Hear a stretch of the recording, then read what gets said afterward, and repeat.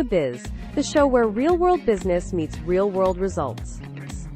Hosted by business strategist Dan Paulson and veteran CFO Richard Beltry, this podcast breaks down the stories, trends, and financial insights shaping today's companies. Dan brings decades of experience helping leaders simplify operations, build strong cultures, and scale with confidence. Rich adds his deep financial expertise from guiding organizations across healthcare, construction, logistics, and professional services. Together, they dig into what's really happening behind the numbers and what it means for owners, executives, and anyone trying to grow a stronger, smarter business. This is practical conversation, real talk, and tools you can use right now. Welcome to Books in the Biz.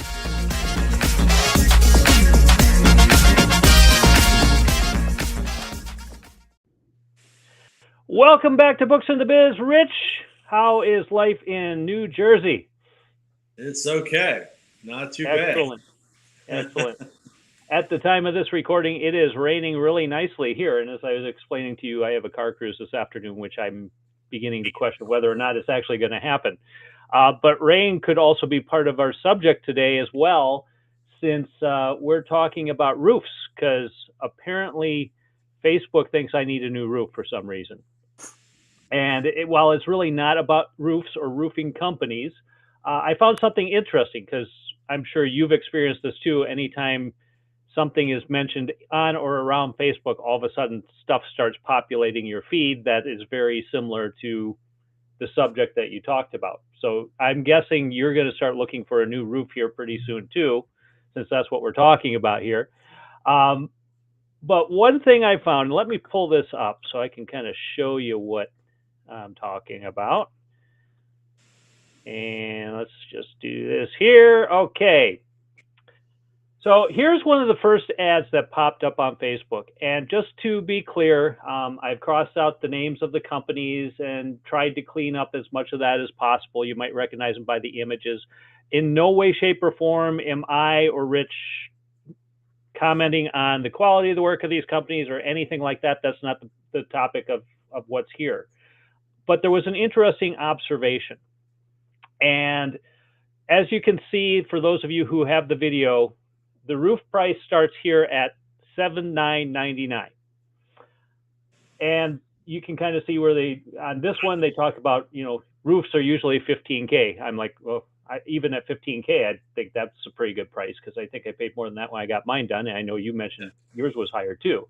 Yeah. Well, here's another one. Okay, now we're down to $7,500. And he's talking about the roof being $20K. Okay, let's click on the next one. Now we're down to $6,499. So we're at just under $6,500.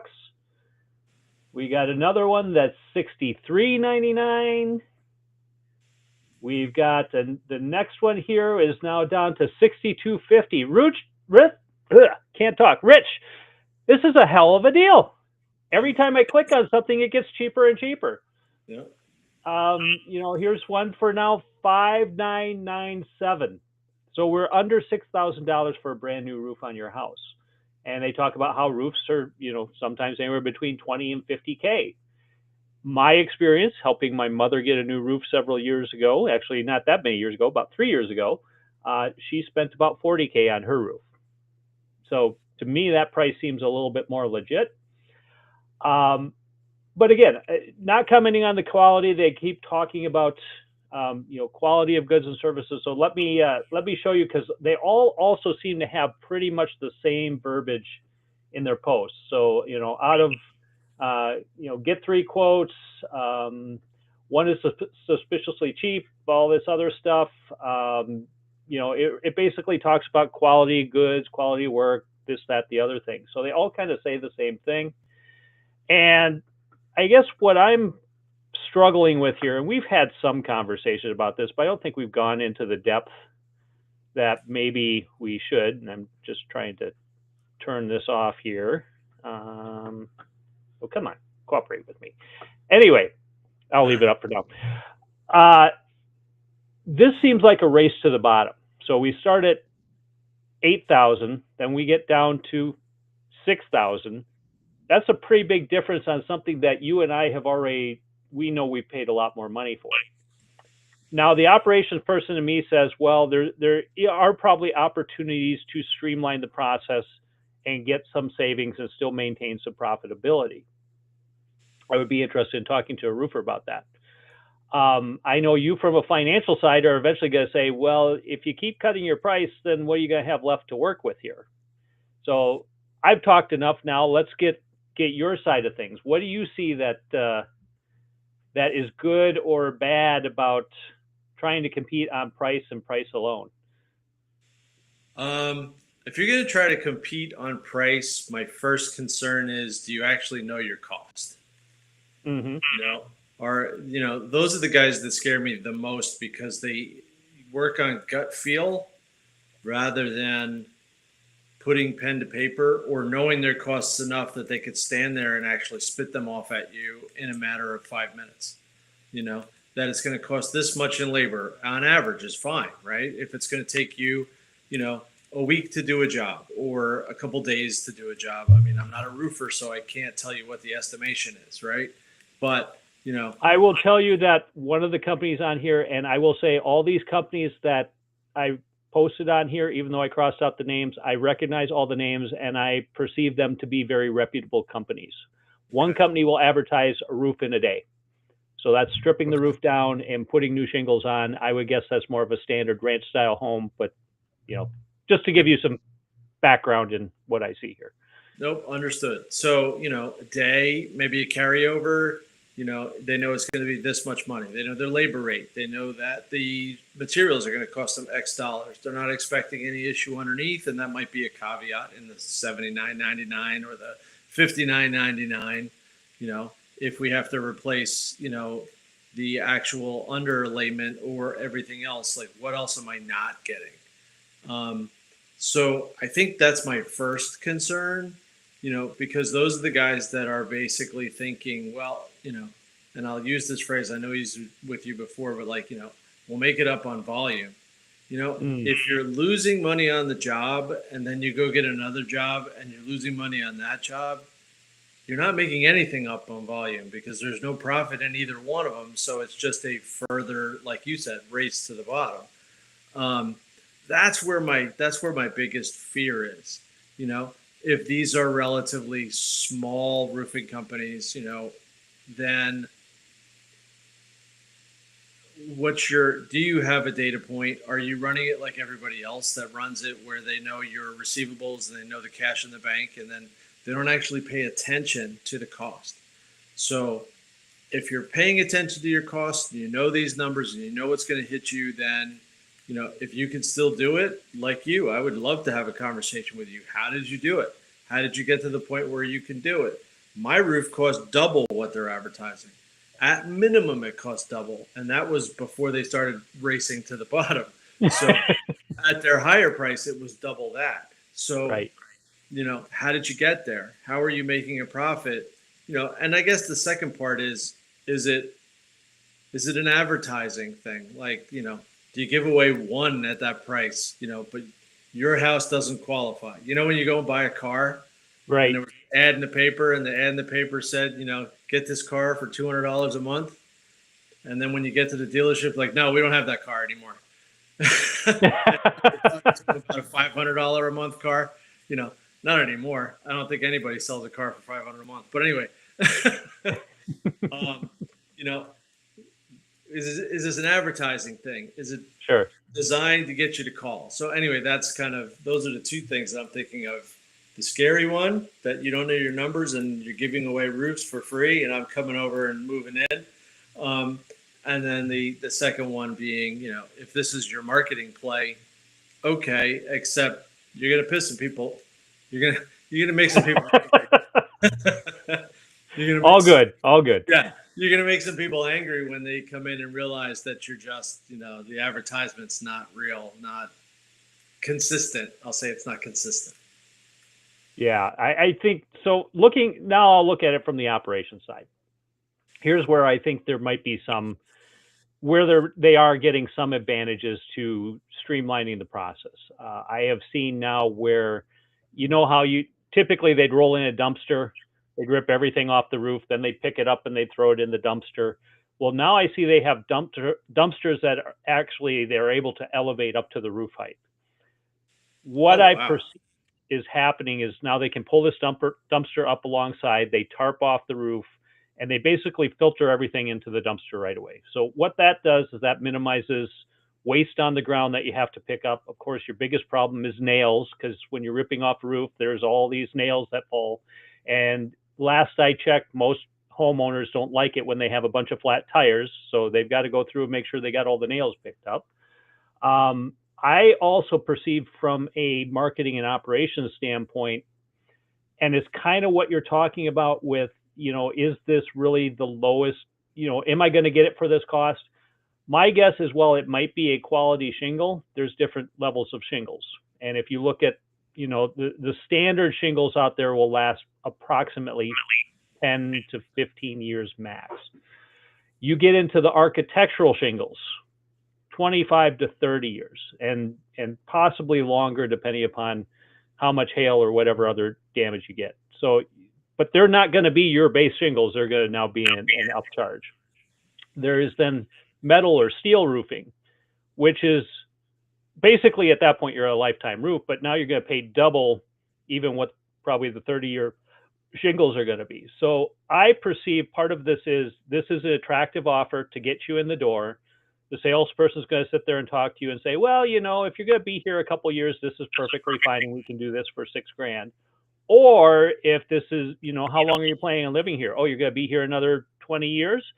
Well, wouldn't you want something that's going to last at least as long as you're going to live in this house? So why don't we look at architectural shingles, or why don't we look at the steel and talk about putting on a metal roof or something like that, which now, again, escalates that cost.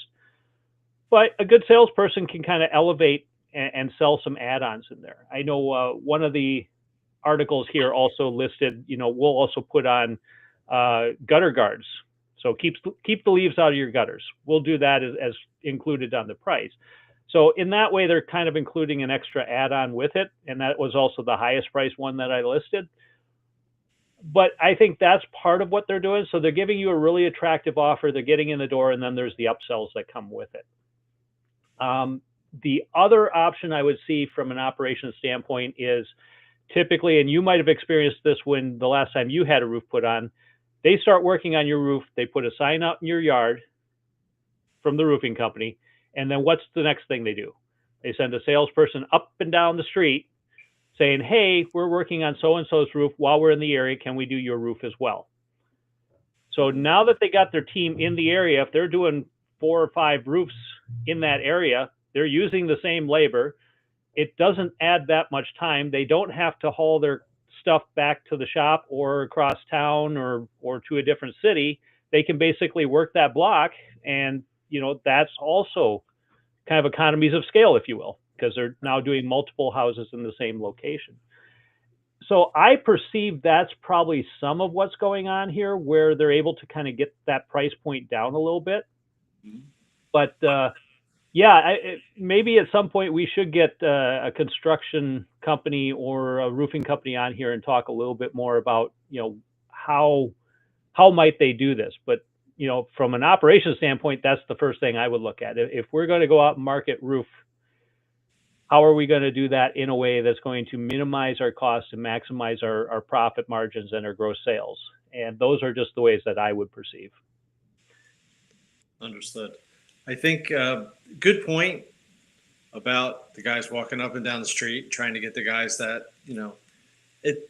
my personal opinion, and you can definitely prove me wrong here, is I don't see that saves all that much when we're talking about 15, 20 grand versus 7 or 6, right? Right. The other point, though, I think you're 100% right. The salesperson or the person you're meeting with is then going to look at it and say, yes, I can slap up the cheapest shingle. It's going to take us one day. We're not going to do any extras. It's going to be base price, right? So I can get that. It sounds like there's a big spread there. I'd be very interested in having that construction phone call. Well, here's the other thing. With base asphalt shingles, you can lay multiple layers over the top. So if you don't have to strip the roof, you go with the second layer over the top of the first layer. I That didn't right think there saves you a ton of labor as well. I didn't think of that. I did a full tear off. Yeah. I tore it completely off. I already had two layers of shingles up there. So third layer, they don't want to do that. You can do it, but it's not Yeah. highly recommended. So I was like, nope, take it off, get rid of it. So we took it down and put shingles on that we definitely pushed up the shingles that we put on there. We put the ones on there that actually had Scotchgard like built into it. I don't know if it was actually Scotchgard, but that's why when I go back to it, 10 years later and I look at it, I'm like, that was the right choice, because there's not a water stain, there's not anything on that roof. So, we did that with a bunch of materials when we redid the house. But specifically for the roof, they talked us into, we like this shingle. I'm like, guess what? So do I, because it's the higher level and it's had this built into it. Like, it's not going to stain like these other roofs do. And we did the same thing with the gutters, So the question becomes, was I in a different mindset, where I wanted the quality? So I don't think because I like the quality, because I'm a quality type person when I'm doing these things, and I'm looking at it from the standpoint you brought up. I want it to last me for X number of years. I don't want to do this again in 5 or 10. Like, I don't want to do it that way. So I'm looking at it from that point. The likelihood of me even responding to a $7,500 ad without something else telling me that that's the company I want to work with, I think I'd ignore the $7,500 ad. It almost works against what someone like me would want to do.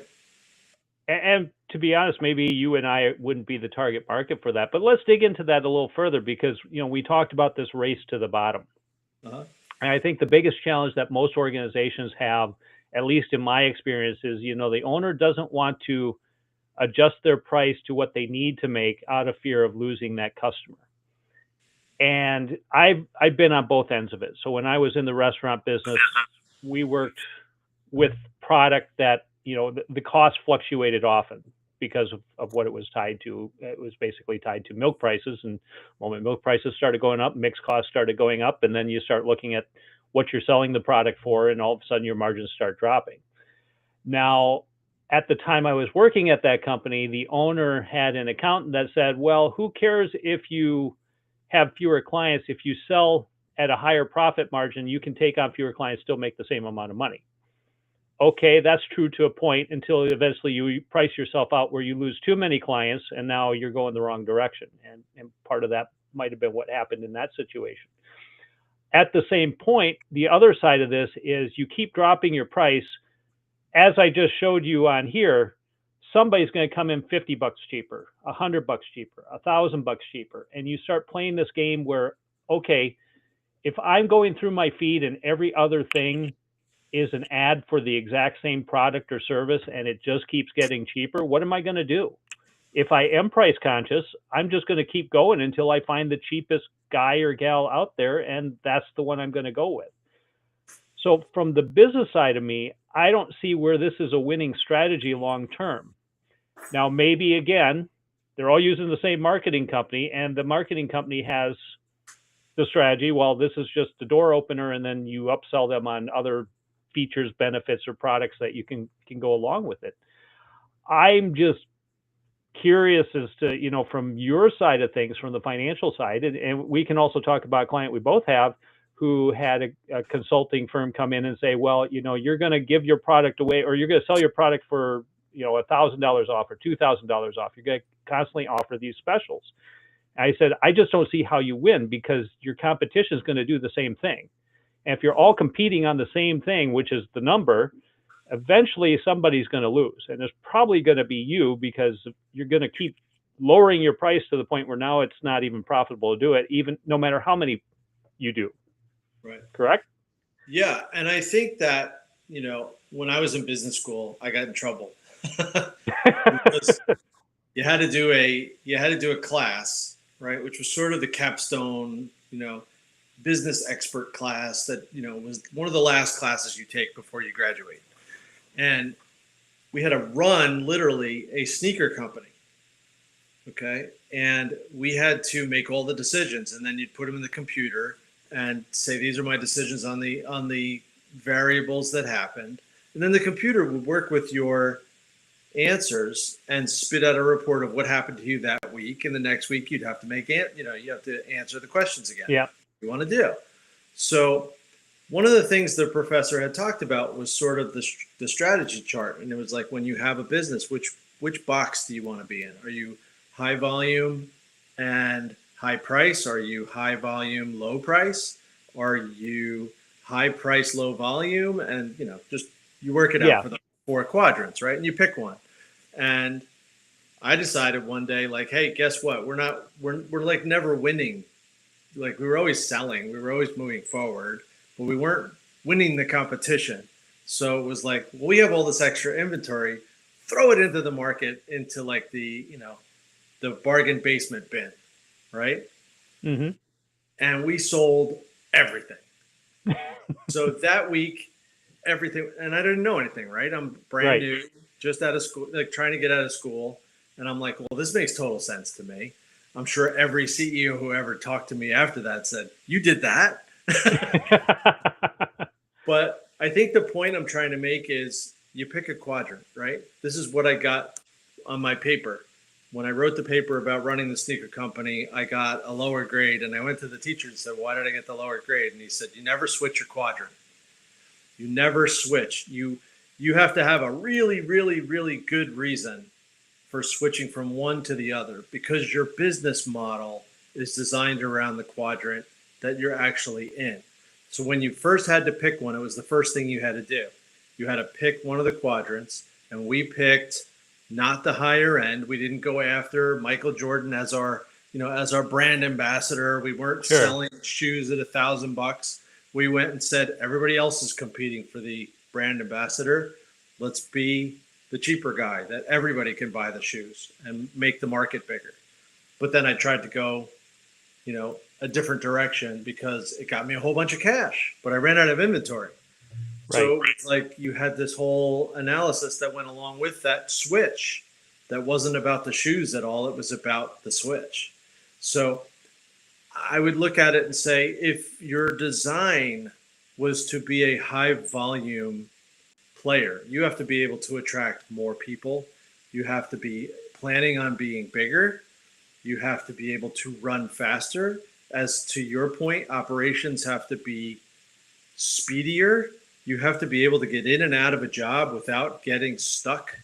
Like you have to be the expert that can run constantly, and be prepared for, how do I deal with the fact that people can't get in the door on a Monday? They can't get in on a Tuesday. They have a 6-week waiting time, or, you can get the price, but it's going to be a little while. If your roof's leaking, you probably can't wait for me because I am swamped for this long. People don't think about that part. Like, you pick that. That's the way you go. But if you're getting all your leads because your quality's better, because your systems are better, your people are better, that comes out. Okay. That may work, but that has to be your entire focus. Okay. You can't suddenly say, I'm going to do a high-end roof that's going to cost $50,000. And you're like, it's not in your model. Well, I'll push back on that a little bit. At least now I'll jump into my retail experience. And I think that's also, if we kind of look at the model here, might be very similar. There's what's called loss leaders. So take your sneaker example. I'm assuming in your sneaker example in school, you had one style of sneaker that you could sell. You didn't have your good, better, best option. So they gave you, this is it. This is all you got. I'm old. Yeah. I wear the Chuckies too, right? Yeah. But, for example, when I was working in retail, we had what we called loss leaders. And at the time, we were carrying a very good brand name set of tools. And one of the tools we had was a compound miter saw. Mm-hmm. I know for a fact, because of the position I was in, that we sold that saw less than we paid for it. So we actually did lose money on every single saw we sold, and we sold a lot of them. However, There's accessories. And the accessories that go with the saw would typically have a much, much higher margin. There's also wearables, things that wear out. And what's the thing that's going to wear out a saw? Well, it's going to be the saw blade. They aren't going to take the time to get saw blade sharpened. They're just going to pull the thing off, put a new blade on, and away they go. Well, the margin on a saw blade was probably 100 to 150%. So even though we lost a couple bucks on the saw, you sell them the saw blade, you sell them the extensions, you sell them the table, all of a sudden you've made all that money back and then some. And I could almost see that happening here. And, we, in the construction industry, there's all these add-ons that tend to happen. And I see this in pretty much a number of industries, but you tend to see a lot in construction. If there's anything that's a change order, so they'll come in at one price and then there's all these change orders that happen throughout, and that automatically puts it up. And I could see, for example, in the roofing situation, a change order. So the change order being, well, we can do the base shingles, or we can upgrade to something else, or we can put on new gutters while we're here, or we can, I don't know, do something else, or maybe as we get in there, like you pointed out, the everything, the underlayment's all rotted out. That's going to have to be stripped off and replaced as well. Well, that wasn't included in the original bid, so now we have to spend more money there or charge you more. So there's some of what you're saying is true, but there's also, I think, this shift where we do kind of now blend. There's a certain price for one thing, but there's always the option to upsell them into another. And when we talk about that good, better, best, again, from the operations side, you usually want something that's really on the cheaper side. You want something that's more on the expensive side, and then you want something in the middle. And what you tend to find is if you have kind of that good, better, best model, they might not go for what's the high end, but typically they'll look at the benefits of going to the middle level, because it usually has the most features, benefits for the best price, and it has a higher margin than, say, the lower level, but you don't want to spend the big bucks on the top quality. So I could also see some of that happening here, which is, how do we get into that middle market where we're going to show them three options. More than likely, they're going to pick the middle one, which is our best for sales and our best for profit margin. That's definitely fair. I was not thinking of that one, other than the fact that, I'm still looking at it from the standpoint of, if it was just one service, I think I think advice number one is don't do just one service. That's probably the best one right there. Yeah. I mean, if you're going down to, I'm a roofing company, I've been a roofer since 30 years ago, and that's it, then you're kind of stuck. There's not a lot of add-on if that's all you do. That's a good point. The guys that did mine actually we wound up doing the whole house. Like, we did roof, then we moved to windows, then we moved to siding, and then we moved to gutters. Then there was landscaping. So basically the house was brand new by the time you were done with it. Oh yeah. When it ended, like, you were looking at it like, what did I just do? But I mean, we knew what we were doing. It wasn't that they sold us on it, but at the end of the day, I'm sure they made more money on one area than they did on another area. Right. So yes, I can see that point. I can hopefully see that the companies that are offering a roof for $8,000, have an uptick, an upsell, something else they can get them to think about or move into, and then you make more money on the next job. So then you kind of do make it up on volume. Yeah, I think that's the key here is, because I'm hoping that people that listen to this or that follow along understand that if all you're going to do is try to be the lowest cost denominator, it's not a winning strategy long term. It might help you in the short term by helping get volume in the door.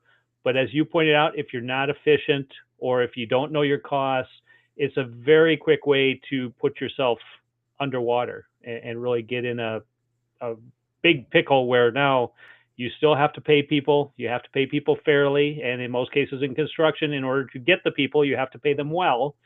There's variances in materials, quality, costs, all that stuff. So there's all these other factors to work in. But I would say more than likely, those are kind of more standardized, costs that you got to factor in because it's really based on square footage.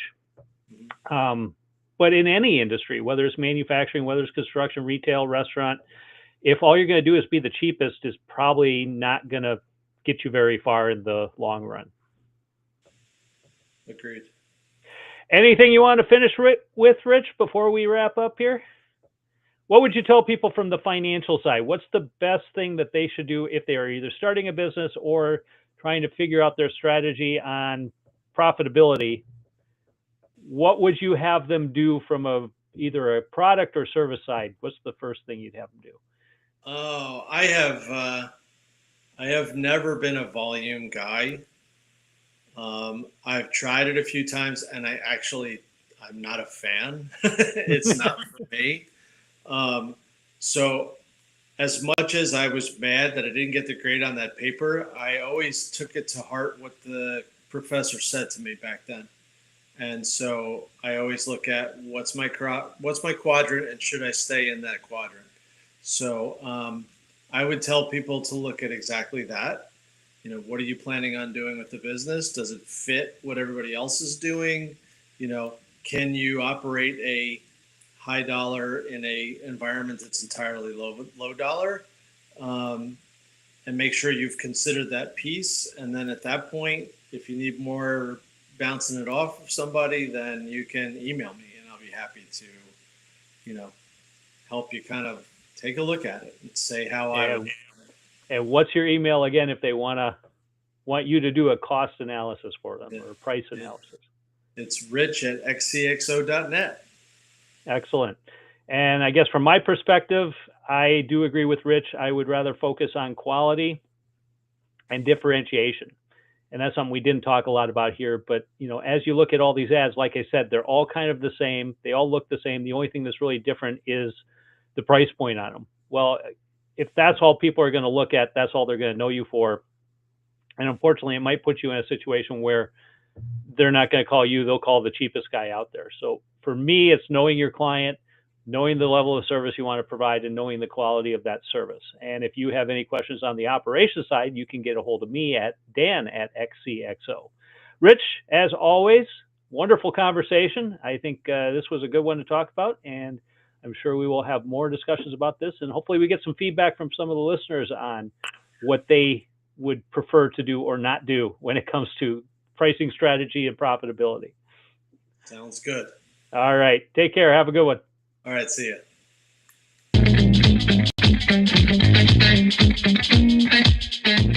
Thanks for listening to Books and the Biz.